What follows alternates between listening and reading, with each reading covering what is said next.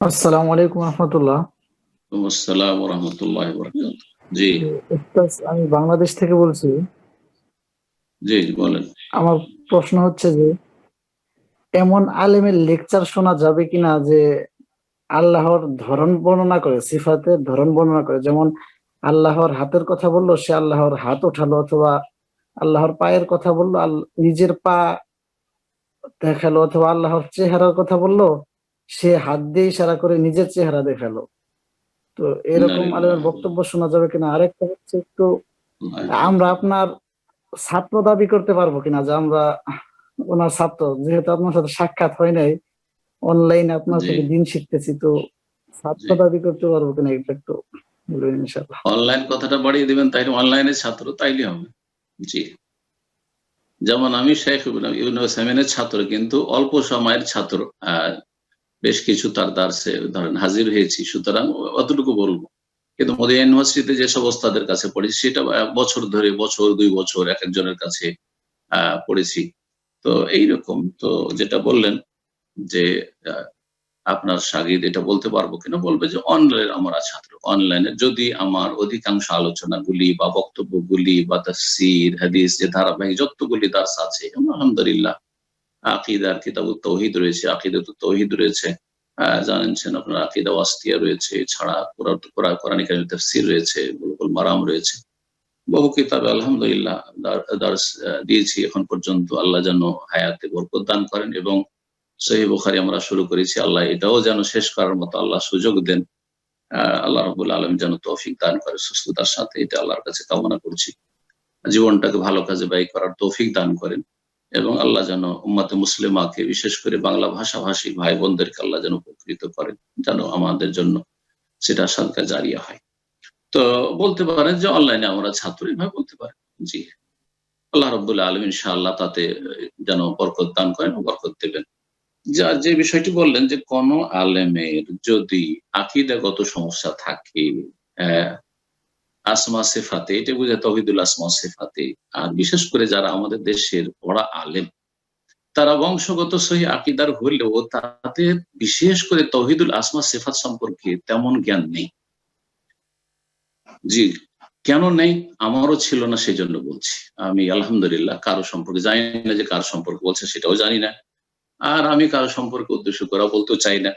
আ সুতরাং এই কথাটি কথা বলছি যে আমি জামেয়া সালাফিয়া বানারস আসার আগে তৌহিদ সম্পর্কে তেমন কিছুই জানতাম না। কারণ আহলে হাদিস মাদ্রাসাগুলোতেও ওই আশআরি আকীদা, শরিয়া আকায়েদ আর নাসাফিয়া পড়ানো হইতো। যেটা আশআরি মাতুরিদি আকীদা পড়ানো হইতো। কিছু জানতাম না। তো তৌহিদ আকীদা সম্পর্কে। জামিয়া সালাফিয়াতে এসে সামান্য একটি ছোট্ট কিতাব পড়লাম, যেটা হচ্ছে আকিদা আল ওয়াসিতিয়া। সেখান থেকে তাওহীদুল আসমা সিফাত সম্পর্কে মোটামুটি প্রাথমিক জানলাম। মাধ্যমিকও বলা যাবে না। প্রাথমিক জানলাম। কারণ একটা বছরে আর কতটা পড়ব। তো একেবারে নতুন লাগতো আমাদের জন্য আমার এই সাবজেক্টটি। আর তারপরে মদিনা ইউনিভার্সিটিতে এসে যখন পড়লাম তাওহীদুল আসমা সিফাত, ১ম যখন এত বিস্তারিত পড়লাম, মনে হইতো যে কি এগুলো, কি ওগুলো? কিন্তু পরে দেখলাম যে সুবহানাল্লাহ, এগুলো যে কত গুরুত্বপূর্ণ আমাদের জন্য, বিশেষ করে তালেবে ইলমের জন্য, আলেমদের জন্য অত্যন্ত গুরুত্বপূর্ণ। না হলে বিভ্রান্তি আসবে। আমি অনেক আগে একটা বই দেখেছিলাম, একজন আহলে হাদিস আলেমের, নামটাও বলছি না এখানে। সেই বইয়ে সুবহানাল্লাহ, আল্লাহ রাব্বুল আলামিন আহলে হাদিস, বংশগত আহলে হাদিস, কিন্তু দেশে যেহেতু লেখাপড়া করেছেন, এমন আজব কথা লিখেছেন। আল্লাহর দেহের কথা লিখেছেন। হ্যাঁ, আল্লাহ রাব্বুল আলামিনের রুহের কথা লিখেছে। আউযুবিল্লাহ। আরো কত কি! আল্লাহ রাব্বুল আলামিন যেহেতু শুনেন, সুতরাং আল্লাহর কানের কথা লিখেছে। লা হাওলা ওয়ালা কুওয়াতা ইল্লা বিল্লাহ। আর এই কোরআনে কারিমে যা আছে তা বলো, যা নাই তা বলিও না। আর তারপরে বাড়াবাড়ি করার দরকার কি? জি। আর যে কথাটি বলেছেন আরেকটা, সেটা হচ্ছে বক্তা। বক্তাদের কথাবার্তা সাধারণত ওই ১৬ আনা থাকে না। তাতে কিছু মরিচ মসলা একটু না লাগালে তো মজা লাগবে না। আর মজা না লাগাইলে তো আমাদের দেশের লোকেরা শুনবেও না। জনগণও এত মূর্খ অধিকাংশ, যে এই আমাদের এইরকম আলোচনা যদি করা হয়, ইলমি আলোচনা, তো আধা ঘন্টাও বসবে কিনা। সব চলে যাবে দোকানপাটে, উঠে সব চলে যাবে। কিন্তু যদি হাসাতে পারে, কাঁদাতে পারে, কিছু ডায়লগ ঝাড়তে পারে, আর কিছু ওই রকম হাত পা ঝেড়ে যদি দেখাতে পারে তাহলে হ্যাঁ, তাহলে থাকবে 2-4 ঘন্টা। আর এই মৌসুমী ওয়াজগুলিতে এগুলি হয়। জি হ্যাঁ, যার ফলে সেখানে আসলে সূক্ষ্ম কথা থাকে না। আল্লাহ রাব্বুল আলামিন এসব ফিতনা থেকে যেন বেঁচে থাকার তৌফিক দান করেন।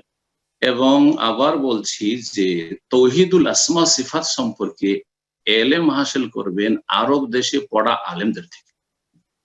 হয় জামে ইসলাম মদিনা মুনাওয়ারা থেকে পড়াশোনা করে গেছেন, আর না হইলে জামিয়াতুল ইমাম মুহাম্মদ বিন সৌদ আল ইসলামিয়াতে পড়ে গেছেন, সৌদি আরবে ভালো কোন ইউনিভার্সিটি থেকে ইসলামিক ফ্যাকাল্টিতে পড়াশোনা করেছেন, এদের কাছ থেকে তৌহিদুল আসমা সিফাত শিখবেন।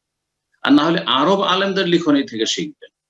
আর আপনি দেশে যারা লেখাপড়া করেছে তাদের কাছে অনেকে রাগ করবেন আমার কথায়, কিন্তু আসলে এটা উদ্দেশ্য করে নয় আজ কাউকে, বা আমি আসলে কাউকে ছোট করতেও চাই না, কিন্তু দেশে যতটা পড়া হচ্ছে ততটা নাই বলবে, যতটা পড়াশোনা হচ্ছে সিলেবাস সেই অনুযায়ী না তারা বলবে, সুতরাং পদস্খলন ঘটবে স্বাভাবিক। আর একটা রোগ আমাদের দেশের এক শ্রেণীর আলেমদের মধ্যে রয়েছে, সেটা হচ্ছে জাহিরিপনা, জাহেরিয়াত। নাম আহলে হাদিস কিন্তু ফতোয়া হচ্ছে জাহিরি ফতোয়া, দাউদ জাহেরির ফতোয়া।